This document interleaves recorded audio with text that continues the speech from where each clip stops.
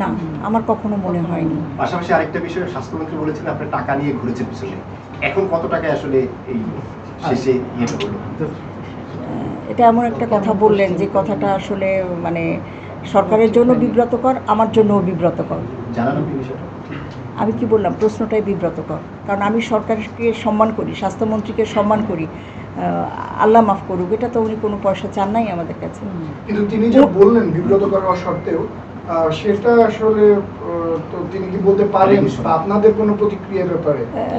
সেটা তো আমি, এটা মনে হয় আমার অবস্থান থেকে আমি শুধু বলবো উনি আমাদেরকে মন্ত্রী সহ ম্যানেজমেন্টের সবাই, গভর্নমেন্টের সবাই আমাদেরকে যথেষ্ট সহযোগিতা করেছেন। এবং উনি কিন্তু একটা কথা বলেছেন, সেটা আমি মনে করিয়ে দিতে চাই। উনি বলেছেন যে দেশের টোটাল ওভারঅল স্বাস্থ্য সিচুয়েশনে উনি হ্যাপি না। উনি হচ্ছে আদ্দিনকে পানিশমেন্ট দিয়েছেন, ট্রু, আদ্দিন তো পানিশমেন্ট পাওয়ার মতো কাজ একটা হয়েছিল, কিন্তু উনি অন্যদেরকেও সতর্ক করেছেন। আমি কিন্তু ওই পার্টটা আমি ইম্পর্টেন্ট মনে করি, যে দেশের সমস্ত স্বাস্থ্য প্রতিষ্ঠান সরকারি এবং বেসরকারি আমাদের সবারই কেয়ারফুল হওয়া দরকার। উনি কিন্তু বলেছেন এক পর্যায়ে যে উনি এই মেসেজটা সবাইকে দিতে চেয়েছেন। আপনাদের মনের জোরটা কোথায় ছিল? রুগীদের ভালোবাসা, আপনাদের ভালোবাসাও।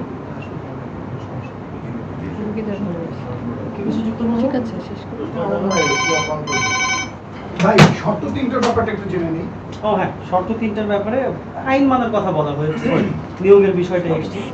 অবশ্যই আমরা করব, আইন তো আমরা মানতে চাই। এবং সরকারের চিঠি তো আমাদের জন্য একটা, ওই যে বললাম যে আমাদেরকে একটা সতর্কীকরণ, আমরা খুব সিরিয়াসলি নিয়েছি, আমরা চেষ্টা করব।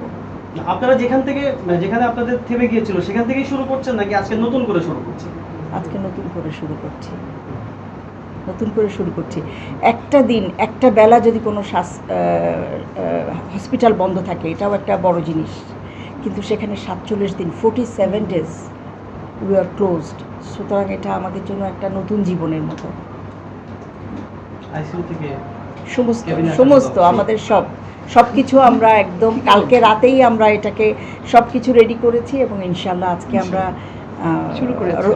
রোগ কমে যাক। আমি চাই না রুগী বেশি আসুক, একটা খুব কথা না, এটা একটা কি বলবো, এটা কথাটার ভিতরে বিভিন্ন ডায়লামা আছে।